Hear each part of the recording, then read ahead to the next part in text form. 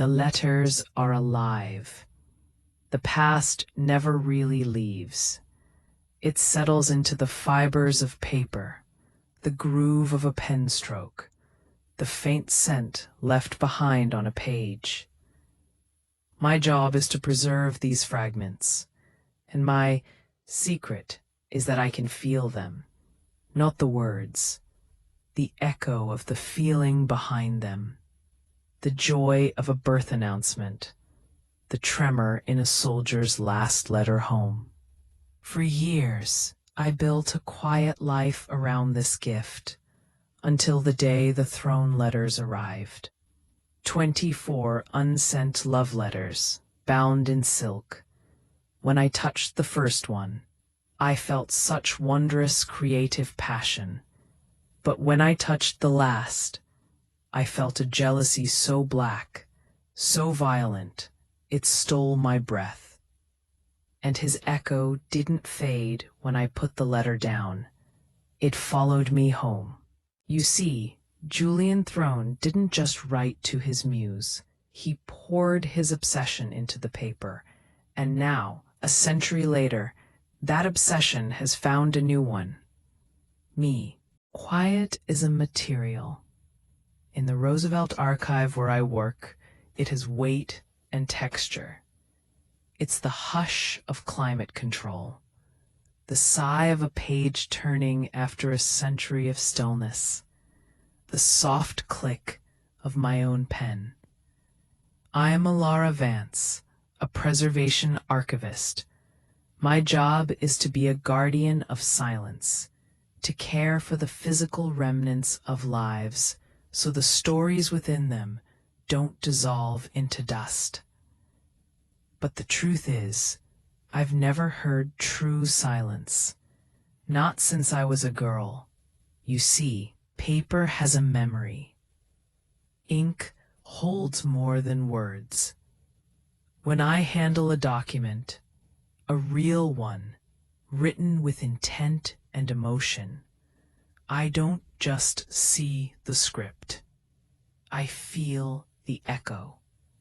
A flash, a wave, the ghost of the dominant emotion the writer felt when their hand touched this very page.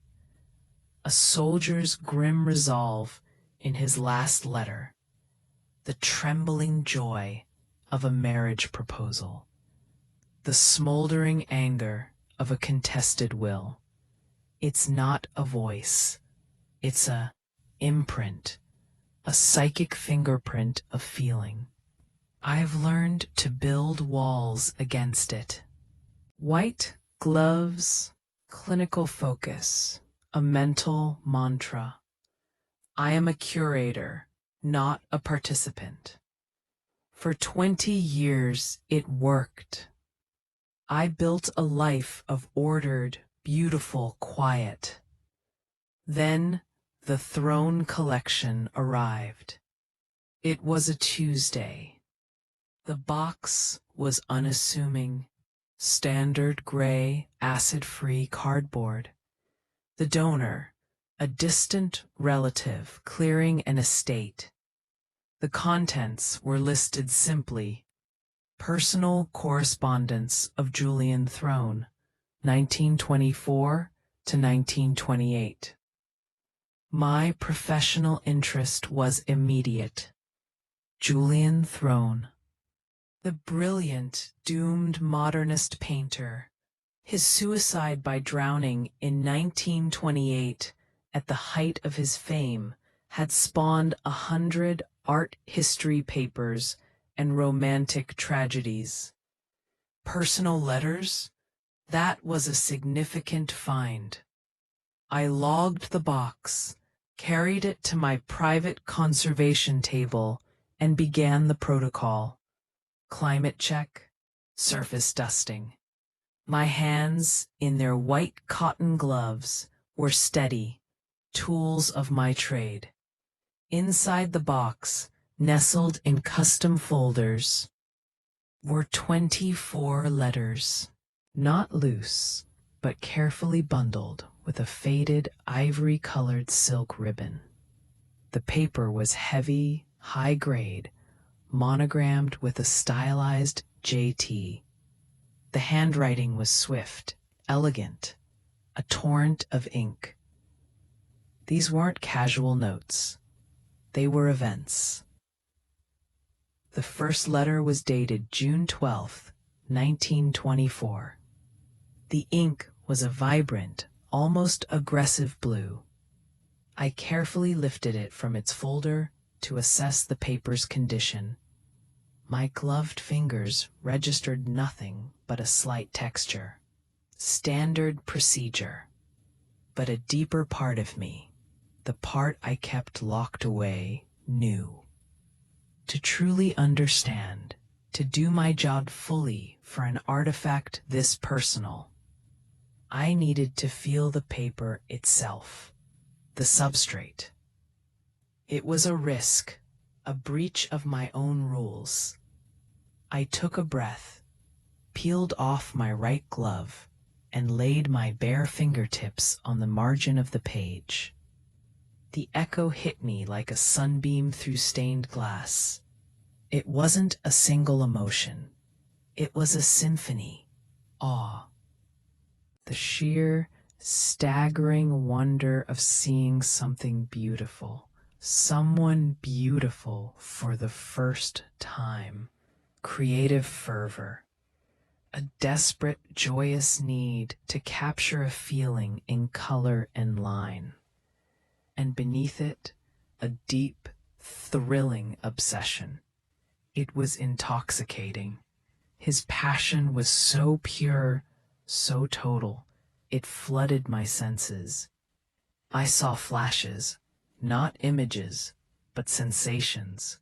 The smell of oil paint and turpentine, the gritty texture of a charcoal stick, the golden light of a studio at magic hour. This was Julian Thorne at the beginning, pouring his entire soul onto the page for his muse, a woman he named only as Celeste.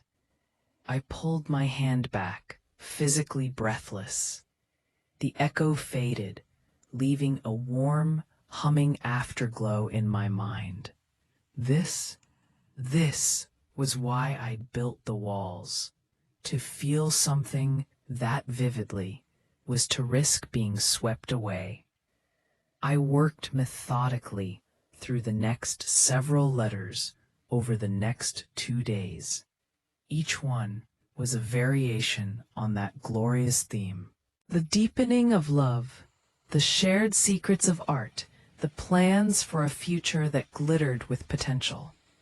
The echoes were powerful, but they were contained. They would rise. I would document the letter's physical state, note the emotional quality for my private log, and the feeling would dissipate when I broke contact. It was manageable, fascinating, even. Then I reached the final letter in the sequence. October 30th, 1928. The paper was the same, but the handwriting was different. Not elegant, but frantic. The lines slashed across the page, the ink blotted in places, as if the pen had been slammed down. The monogram was smeared. This was written hours, maybe minutes, before he walked into the river. My heart hammered against my professional calm. This was the key, the last testament. With a reverence that felt like trespassing, I removed my glove once more and touched the edge of the sheet. Violent darkness. Jealousy. Not a petty emotion, but a cosmic, all-consuming rage. Paranoia. The certainty that the world and the woman he loved were conspiring in a laughter only he could hear. Betrayal. A wound so profound it felt like a physical sickness. And woven through it all, a terrifying clarity. This wasn't the madness of a deteriorating mind. This was the focused, icy rage of a man who believed he had solved a horrible puzzle. The echo didn't just flash and fade, it crawled up my fingers, into my wrist, a stain of cold fury spreading under my skin. I yanked my hand back with a gasp, knocking my conservation tools across the table. The cold didn't leave. The oppressive weight of his despair hung in the air around me, thick as fog. I looked at my bare hand, half expecting to see his ink staining my skin. This was unprecedented. An echo had never lingered. It had never felt sentient. I forced myself through the rest of the day, reboxing the letters with trembling hands. I told myself it was the power of the artifact, the tragic weight of history. I went home to my small, orderly apartment, made tea, and tried to read. But my own living room felt alien. The silence there was different, not peaceful, but watchful. As I stood at my sink washing the teacup, I caught a scent in the air. Not the chamomile from my cup, something sharper, chemical, turpentine, and beneath it a note of bergamot cologne. Scents that had been in the sensory flash of the first echo. Scents that were not and had never been in my home. I froze, the water running over my stilled hands. It was then I heard it. Not a sound, but a presence. A focused attention at my back, from the dark hallway leading to my bedroom. The same focused attention I'd felt from Julian Thorne's final letter. It was here. The echo wasn't trapped in the archive. It had followed me home. And it was no longer just an echo. It was a guest. He wasn't haunting a place. He was haunting a person. And he had just found me. The presence didn't fade with the sound. It solidified, a column of cold air in my warm kitchen, a density in the shadows of my hallway that refused to be pierced by the lamplight from the living room. I stood at the sink, water scalding my hands, and did the only thing I could think to do. I turned around slowly. The hallway was empty. Of course it was empty. But the feeling of being watched, of being studied, was so intense it made my skin prickle. The scents, turpentine, bergamot, hung in the air like a challenge. This wasn't a residual echo, a psychic stain on a location. This was a directed attention. Julian Thorne's obsession had found a new vessel, and I was it. I spent that night with every light in the apartment blazing, curled in an armchair with a blanket wrapped around me, not sleeping. I tried to rationalize it.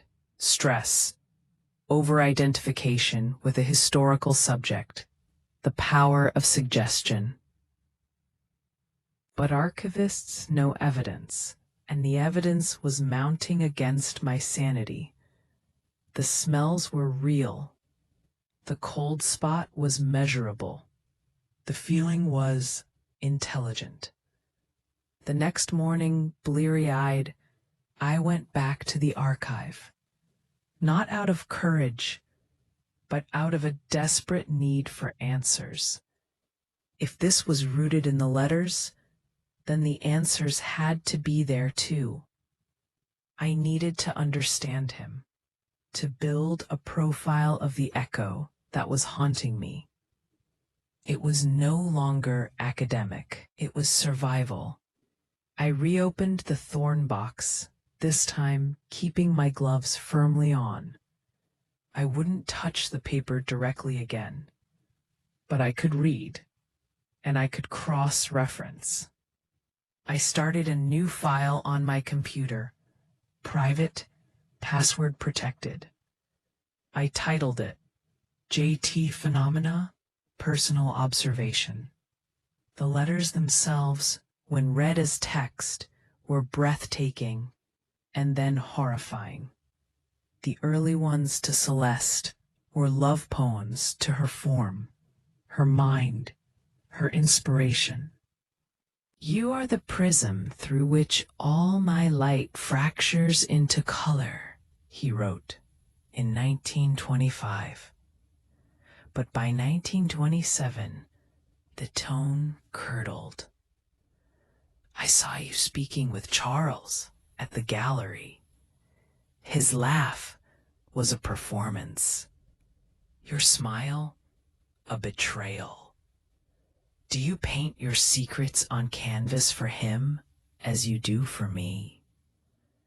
The paranoia was artistically rendered, but palpable.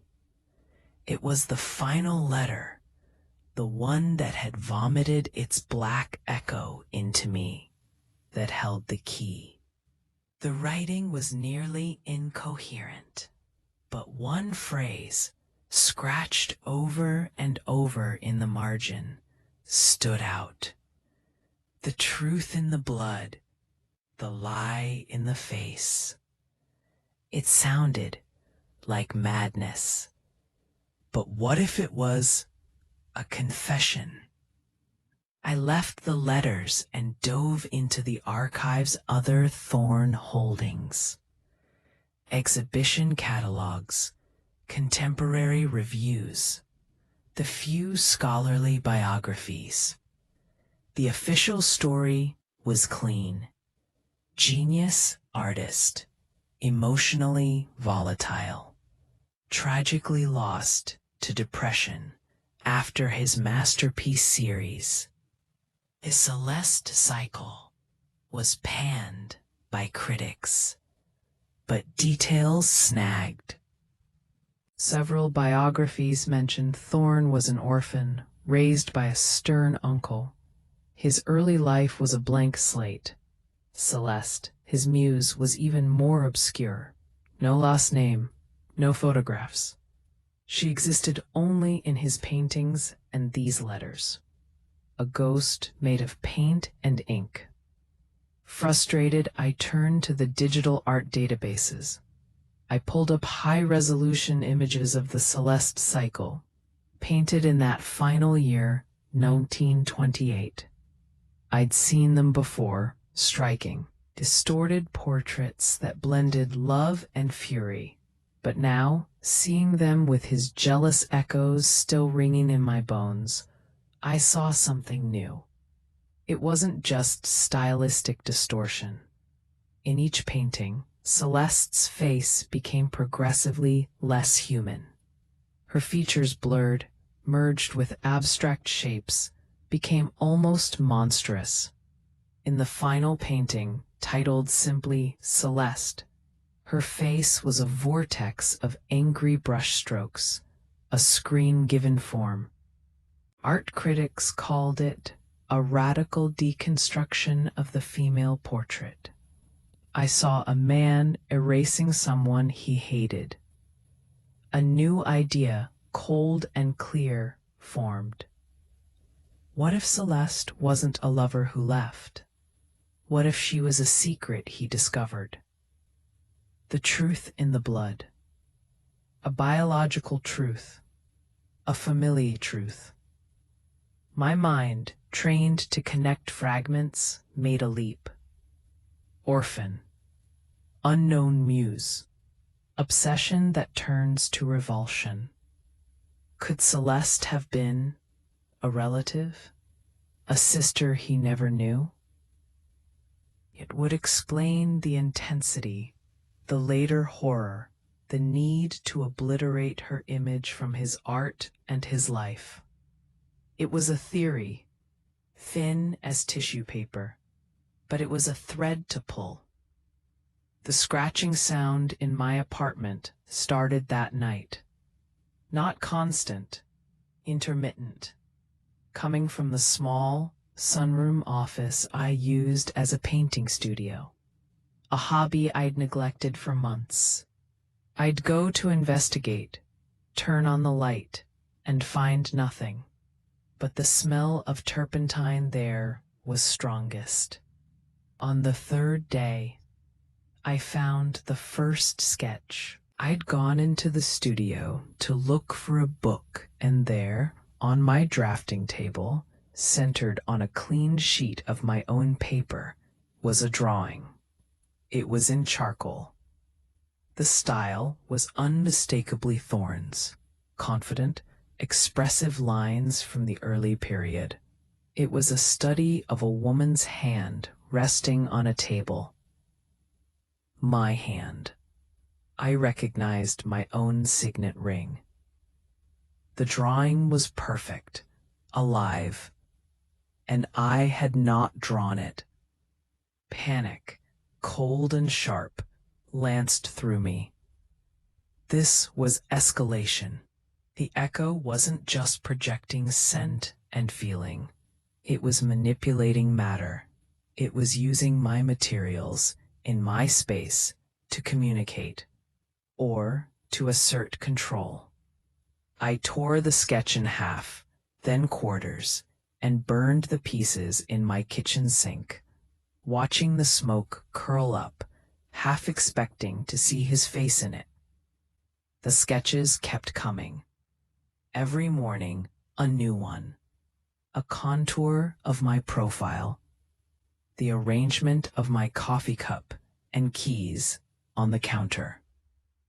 It was as if he was practicing seeing the world through my life, using my own sight.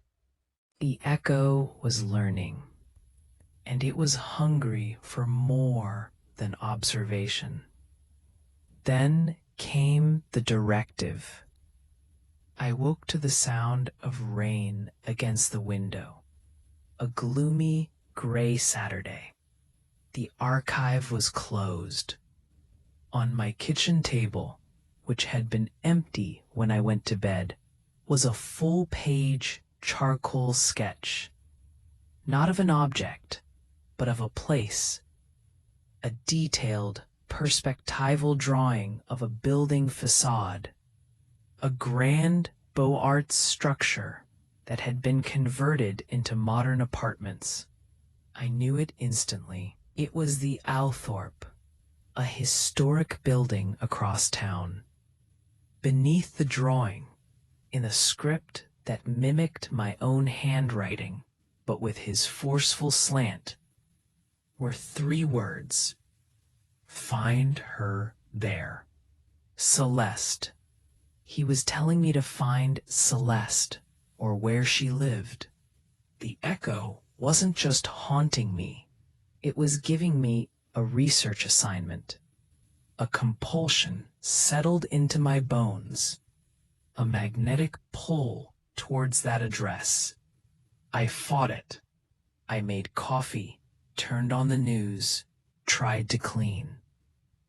But the drawing seemed to vibrate on the table, a siren call. His jealousy, his need for answers, was bleeding into my own psyche. By noon, I was putting on my coat. I told myself I was investigating, that I was in control, but part of me knew I was obeying. The Althorp was quiet in the rain. I stood across the street, looking up at the windows, feeling like a trespasser. What was I looking for? A ghost? A record? As I stood there, a fragment of memory surfaced. Not mine, but a sensory echo from one of the early, passionate letters, the scent of wisteria. Julian had described Celeste's apartment balcony choked with it. My eyes scanned the building. On the 3rd floor, a corner unit with a wrought iron balcony. Even in the drizzle, I could see the thick, gnarled vines of a wisteria, bare for winter, clinging to the railing. It felt like a key sliding into a lock. That was it. Apartment 3B. I didn't go up. I wasn't that far gone. Instead, I went to the city records office on Monday, using my archive credentials for access. I pulled the historical tenant rolls for the Althorp, nodding at the ledger. My grandfather was the super there in the 20s, told a tale about one of the tenants, a doctor, had a sister who stayed with him for a while. Very private. Left suddenly. Grandfather said the doctor was in a state afterwards, had all her things removed. Never talked about it. My heart skipped. A sister? Did he mention a name? The clerk shrugged. He only ever called her the doctor's melancholy sister. Said she had an artist fellow visiting her for a time, causing a stir. Then, poof, gone. The pieces didn't just connect. They slammed together. A doctor, a private sister, an artist. Celeste wasn't a lover living alone. She was a protected relative. Dr. Alistair Finch. I had a name. When I got back to my archive, I dove into medical registries and old city directories. Dr. Alistair Finch was a prominent physician, specializing in hereditary and familial disorders. He published papers on genetic moral failings and the dangers of concealed consanguinity, the ugly, pseudo-scientific language of the eugenics movement. A man obsessed with bloodlines. And then I found the death notice. Dr. Alistair Finch died in 1932. The brief notice mentioned he was predeceased by his sister, Cecily Finch, in 1928. Cecily, Celeste, a pet name. She didn't vanish. She died. The same year Julian Thorne killed himself. The timeline was a knot of tragedy. Julian meets Cecily Celeste Finch, his muse. They fall into an intense relationship. At some point, through her doctor brother or his own investigation, Julian discovers the truth. They share a biological father. The artist orphan and the doctor's sister were half-siblings. For a man like Dr. Finch, this would be the ultimate shame. For an obsessive artist like Thorne, it would transform divine love into a hellish parody. The truth in the blood, the lie in the face. Did she die of illness or something else? The official record was silent. But Julian's final, jealous rage now had a possible, horrible source. It wasn't that she left him. It might have been that she couldn't. And his madness might not have been jealousy, but guilt. I printed the documents, my hands steady now with a grim scholarly focus. I had a theory, a solid historical framework for the tragedy. I brought everything home, laying it out on my dining table like evidence for a trial.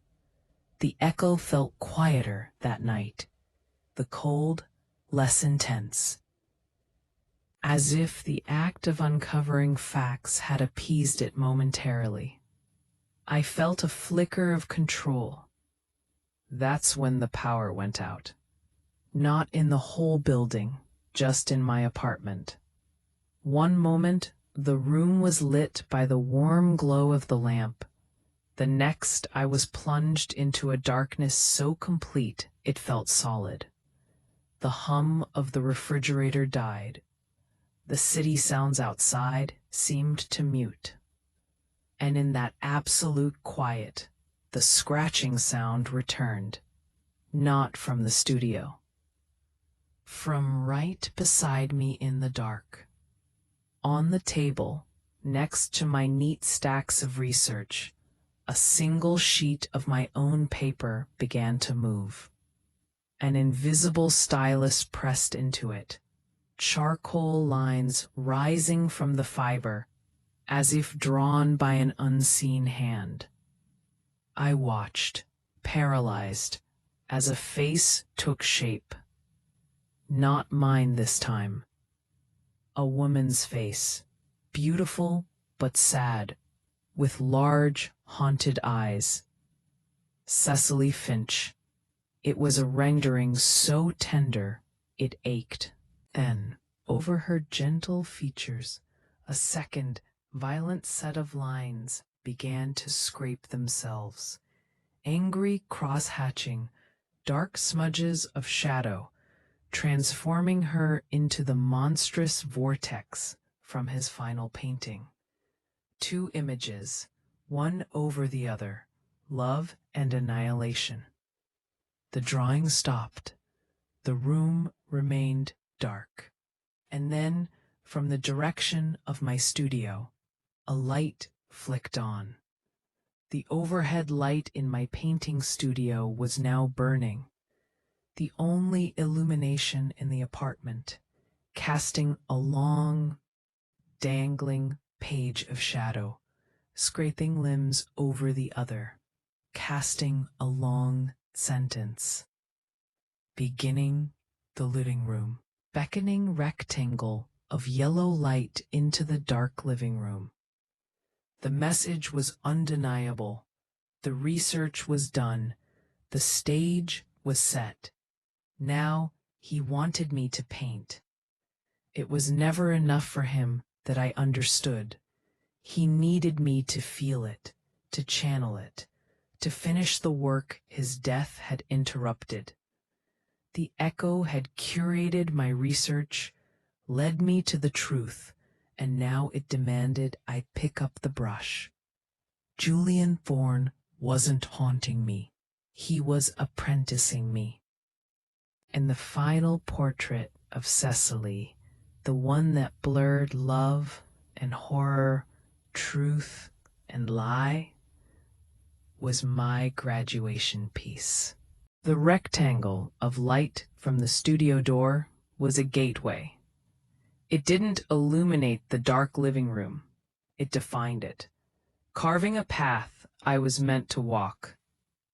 The compulsion was no longer a subtle pull.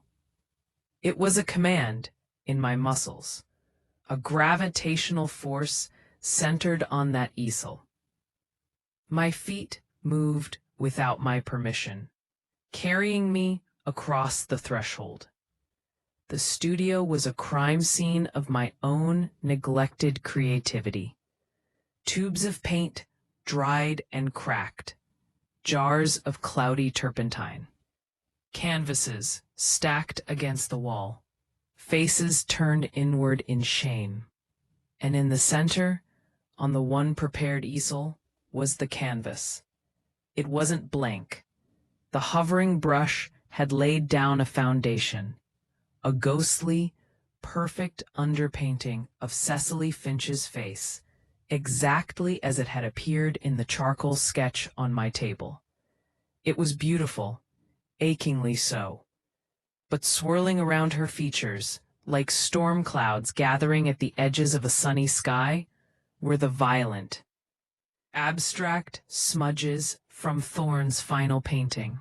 The portrait was half finished. The battle between his love and his horror was frozen on the linen. And the brush. It lay now, inert, across my palette knife. An invitation, or a weapon. The air in the studio was thick with the smell of oil and spirits. But beneath it was that other scent, his scent, turpentine and bergamot. It was strongest here, concentrated around the easel, I felt him, not as a cold spot, but as a pressure in the room, a focused, creative will that demanded a physical outlet. My hands. "This isn't my story to finish," I said aloud, my voice swallowed by the waiting quiet. In response, the overhead light flickered. On. Off. On. With each flash, the painting on the canvas seemed to change. In the light, it was the lovely, tender Cecily. In the dark, the brief after-image burned on my retinas was the monstrous, blurred vortex. Love. Hate. Truth. Lie. Flashing in a strobe of his unresolved anguish. A deep, unnatural chill seeped up from the floorboards, coiling around my ankles. It wasn't just cold, it was a void, a sucking absence of warmth that spoke of the river water that had filled his lungs. The echo wasn't asking anymore, it was setting the stage. The conditions of his death were becoming the conditions of my work. I understood then. I couldn't outrun this. I couldn't reason with a feeling made manifest. The only way out was through. To finish the work, I had to understand the finish. I had to become the channel for Julian Thorne's final terrible confession. And to do that, I needed the last piece of the puzzle. Not the historical truth, but the emotional truth. What did he feel in the very last moment? I looked away from the compelling canvas, breaking its hold for a second. My research folder lay on a side table where I dropped it days ago. I grabbed it, my fingers fumbling, and pulled out the high-resolution print of his final known work, the painting just called Celeste. In the stark studio light, I didn't look at the central vortex. I looked at the edges, the background, the negative space. In art, the truth is often in what you try to hide. And there, in the lower right corner, almost obscured by a thick impasto of black paint, was a shape, a form he'd tried to bury. I held the print to the light, squinting. It was crude, childlike, a tiny stick figure boat on a wavy line. A boat. On water. Next to it, even fainter, were two vertical lines with a horizontal dash. A simple cross. Not a religious symbol. A grave marker. My breath caught. It wasn't just a portrait of rage. It was a map. A confession. He wasn't just painting Celeste. He was painting a crime scene. The water wasn't abstract. It was the river. The cross was a grave. The vortex wasn't her face dissolving.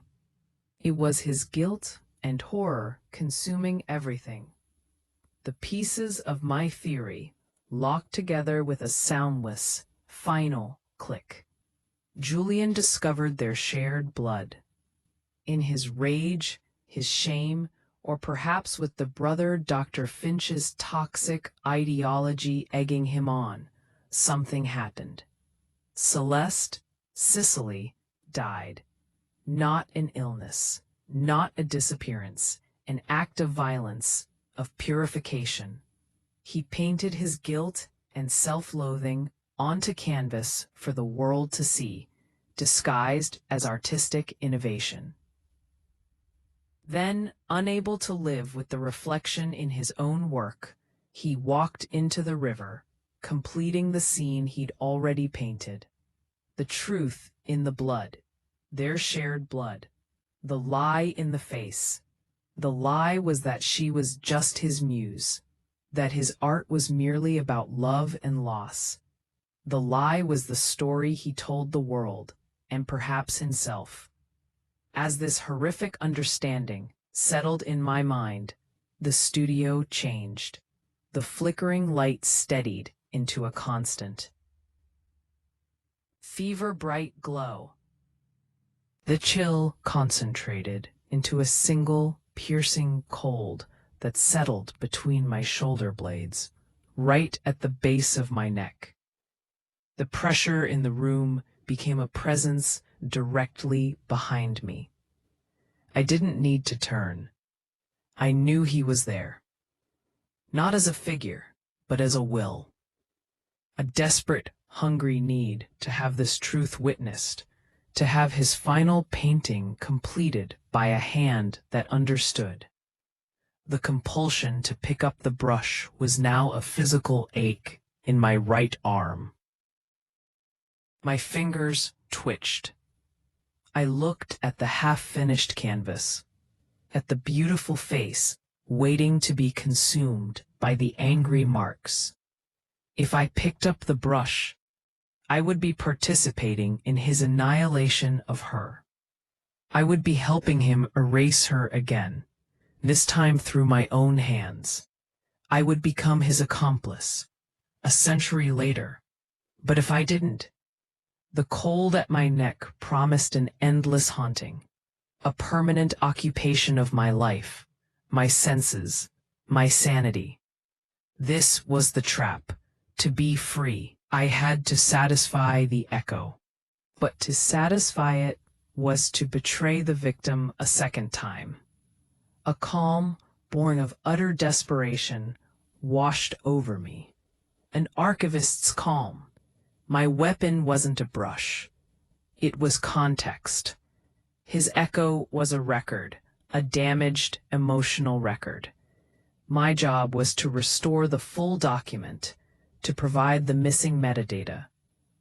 I did not reach for the brush. Instead, I turned slowly to face the empty space where the pressure was strongest.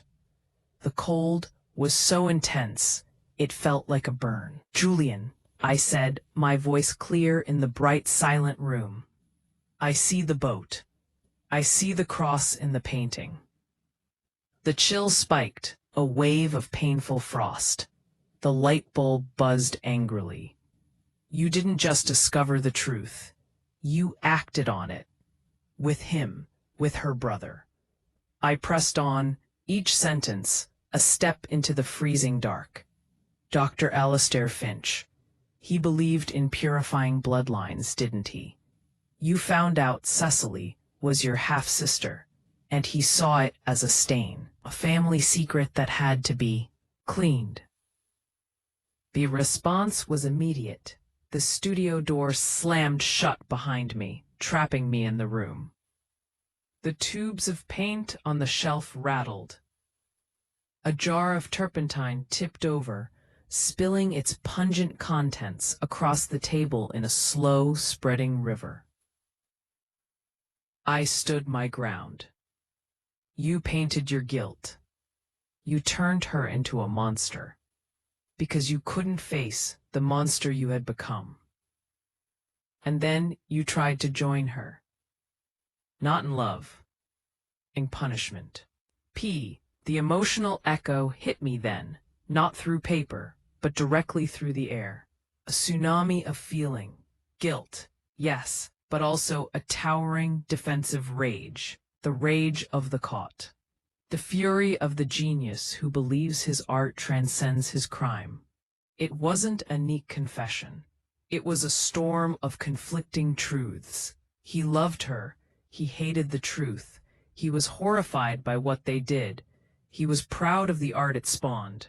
The complexity was maddening. It wasn't a single note of jealousy. It was a cacophony of a shattered soul. This was the key. His echo wasn't pure evil. It was a tangled, self-loathing, self-justifying mess. He didn't want the portrait finished to destroy her. He wanted it finished to explain himself, to make the world understand the impossible contradiction he lived and died inside. The compulsion shifted. It was no longer just to paint. It was to paint the truth, his entire, ugly, contradictory truth. And to do that, I would have to pick up the brush. I would have to let him in, fully. I looked at the canvas, at the beautiful, innocent face, and I made my choice. I walked to the easel. I picked up the brush. The handle was ice cold. The moment my fingers closed around it, a jolt went through me, a connection. A pipeline opened between my mind and his memory. I didn't see ghosts. I felt intent, the intent behind each violent stroke in his final painting. It wasn't hate for her. It was a frenzy of self-erasure. I dipped the brush into the black paint on the palette. I didn't attack Cecily's face. I moved to the empty space around her. And I began to paint, not as myself, but as a conduit. The first strokes were hesitant. Then a foreign confidence took over my wrist, my arm. My hand moved with a speed and assurance I did not possess. I was painting, but I was also watching. I painted the rough shape of the boat from his hidden sketch. I painted the simple cross. I painted dark, swirling water rising up at the edges of the canvas, not to drown her, but to frame her, to show what surrounded her story. And then the hardest part. I turned back to her face. The echo in my mind screamed a directive. Obliterate. But my own will, a tiny, fierce flame, pushed back. I mixed a color, not black, but a deep, bruised purple, the color of a terrible truth. With a fine liner brush, I did not slash. I wrote. In tiny, almost invisible script within the folds of her hair, I painted the words. Strong, Cecily Finch, sister, lost. And in the turbulent water near the boat, I wrote. Strong, Julian Thorne, brother, guilty. I was speaking the truth he could never say, naming the crime, defining the relationship. The moment the last letter of guilty touched the canvas, the studio exploded in activity. Every loose paper fluttered into the air. The remaining jars and tubes flew off the shelves, crashing against the walls. The light bulb blazed with an impossible white light and then burst in a shower of glass. In the sudden dark, the canvas on the easel began to glow with a soft internal light, the new words shimmering. And the cold presence behind me shifted. The rage evaporated. The defensive fury vanished. What was left was a profound, weary sadness, a release. The tangled knot of his echo was finally loosening, not because he was justified, but because he was seen, fully. His crime and his art, his love and his horror, were all acknowledged together on the one thing that mattered to him, a canvas. The pressure lifted. The biting cold receded, warming to the ambient temperature of the room. The sense of turpentine and bergamot faded, leaving only the smell of wet oil paint and dust. I was alone, truly alone in my studio for the first time in weeks. My hand ached. The brush fell from my fingers, clattering to the floor. I slumped into the chair by the easel, trembling, exhausted to the bone. On the canvas, the portrait was complete. It was not a masterpiece. It was a palimpsest, a beautiful face, a threatening abstraction, a hidden boat, a tiny grave, and 2 whispered labels of truth.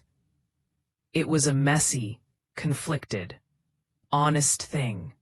It was not Julian Thorne's final painting. It was ours. The haunting was over. The echo had been collected, given form, and laid to rest. But as I sat there in the dark, staring at the softly glowing labels in the paint, I knew one thing with absolute certainty. My work was not done. Silence. Not the heavy, watchful silence of the past few weeks, but a true, empty quiet. The kind that exists only when you are finally, completely alone. I sat in the wreckage of my studio for a long time, until the black night outside the windows softened to deep blue, then to gray.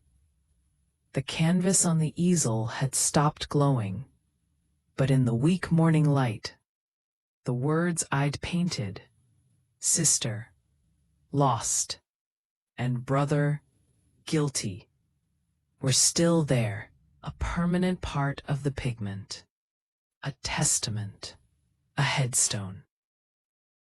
My body felt like it had been wrung out and hung to dry. Every muscle ached with a fatigue deeper than any all-nighter at the archive. All that remained was the physical mess and the painting.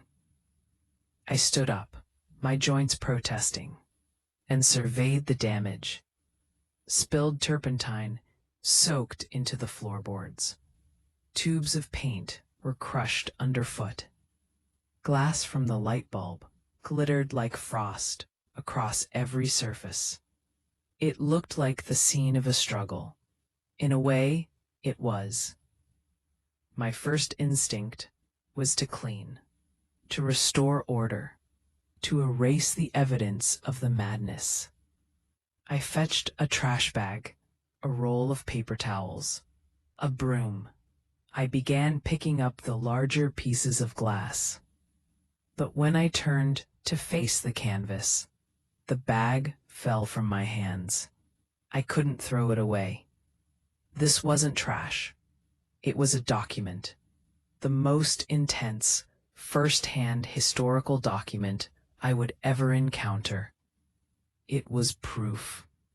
Not proof for a court of law, but proof for the archive of human experience. It held the emotional truth of a century-old tragedy, channeled through my own hand. To destroy it would be a second erasure of Cecily Finch, and a final betrayal of the terrible clarity I'd been forced to witness. I covered the canvas with a clean cloth, not to hide it, but to protect it. The cleaning could wait. I needed air that didn't smell of spirits and obsession. I left the apartment just as the sun breached the horizon, painting the streets in watery gold. I walked without direction, simply feeling the solid pavement under my feet. The chill of the morning on my face, the ordinary sounds of a world going about its business.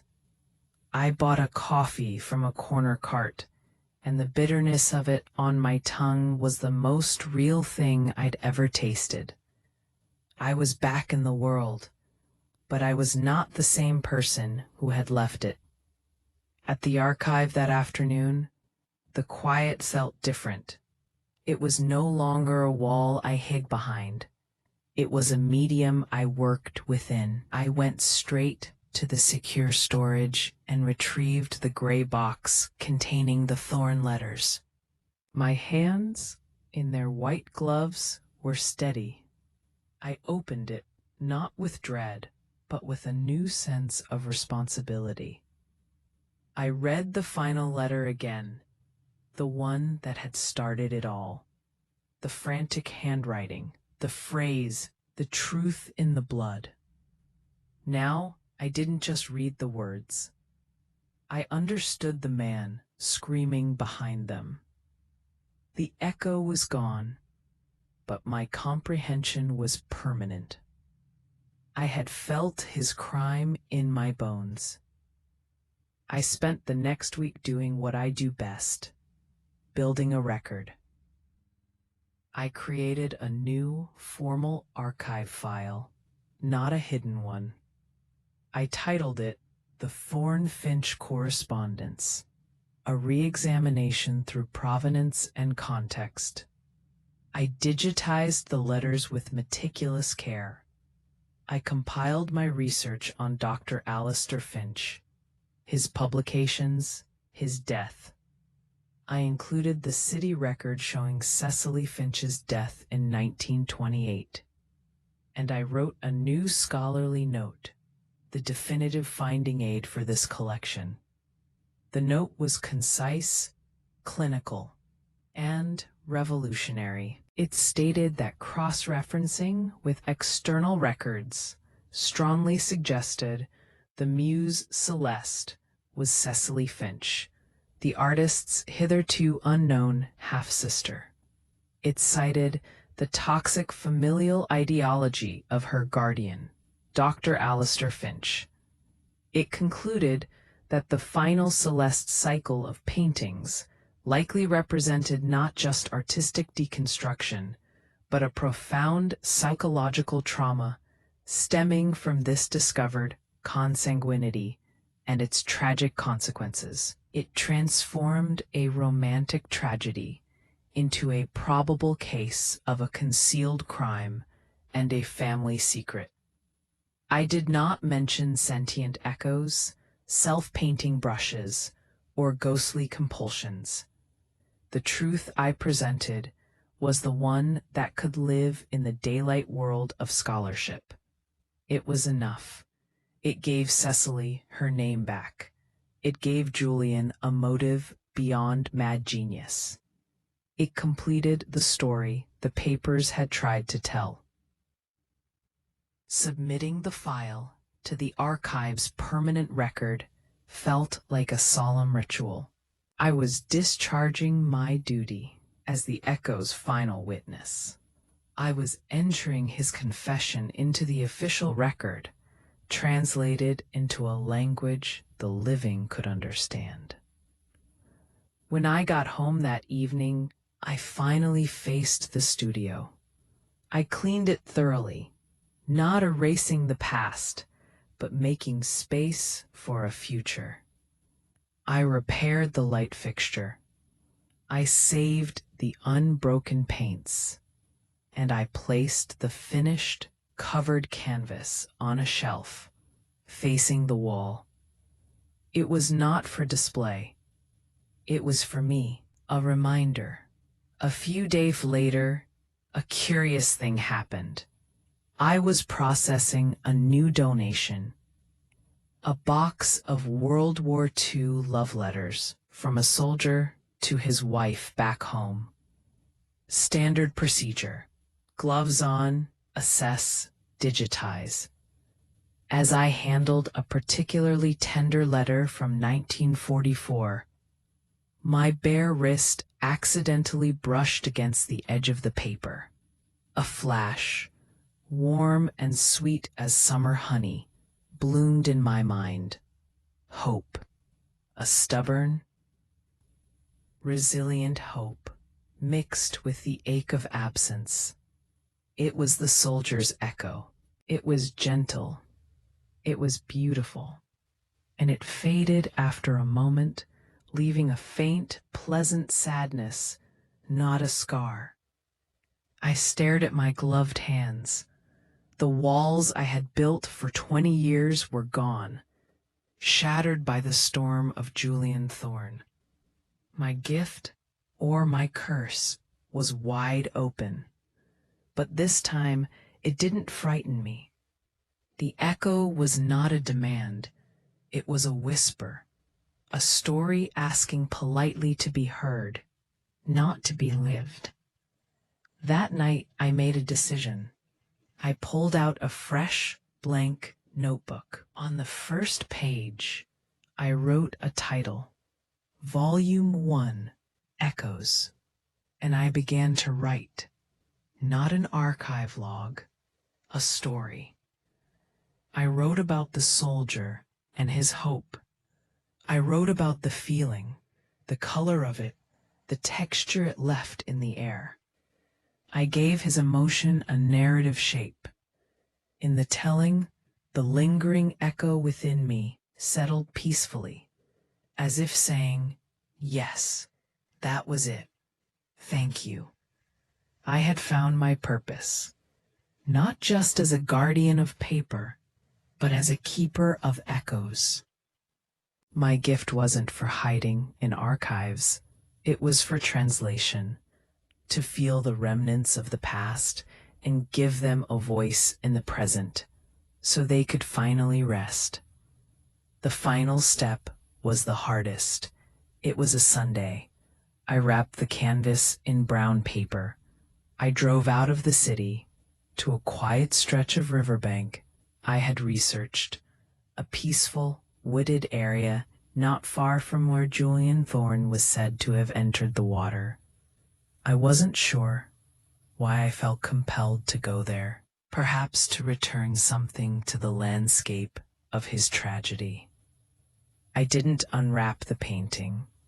I simply placed the bundle on the ground near the water's edge.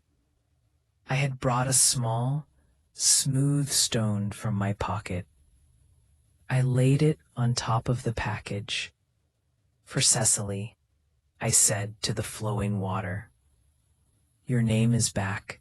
You're not his news anymore. You're his sister." I paused, then added, "And for Julian, the work is finished. The truth is told." I left the painting there.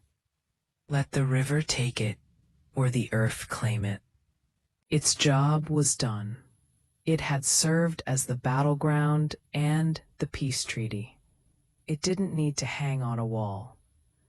As I walked back to my car, I felt a lightness I hadn't known in years, perhaps ever.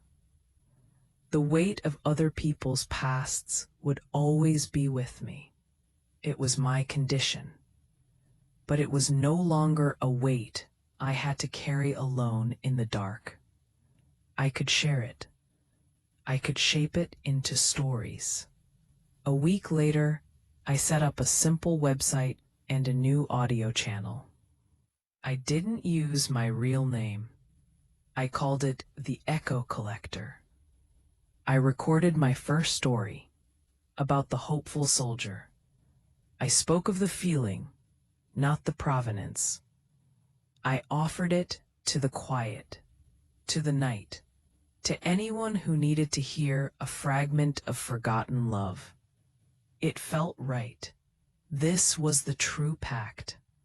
Not a pact of fear like Mr. Alden's, but a pact of service.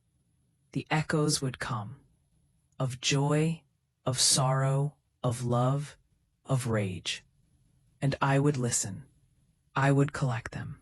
And I would set them free in stories. Elara, narrating voice now calm and full of purpose. The past never really leaves. It settles into the fibers of paper, the groove of a pen stroke. I know this better than anyone. I used to think my gift was a curse, a flaw in my construction that let the whispers of history leak through. I was wrong. It was an assignment. Julian Thorne's echo was a shout, a violent, desperate shout that shattered the walls I'd built and showed me what I was. Not a vault to lock feelings away, but a bridge, a translator between the lived moment, frozen in ink, and the living present, hungry for connection. The archive is still my home. The quiet is still my material. But now, when I take off my glove and my fingertips brush a century-old plea or a declaration of joy, I don't recoil. I listen. I collect the echo. And then I go home and I write. I give it a shape, a name, a breath in the modern air. Some stories don't want to be told. They need to be heard. And I am here to listen. This is the first story of The Echo Collector. There will be more. Thank you for spending this time with us. I truly hope you enjoyed the video. If you have any questions, ideas, or suggestions for future stories, feel free to share them in the comments below. Your thoughts mean a lot to us. If this journey warmed your heart, don't forget to like the video and share it with someone who loves stories like these. And to continue exploring new tales and adventures, Subscribe to Hearthlight Saga. Until next time, may your days be filled with light and wonder.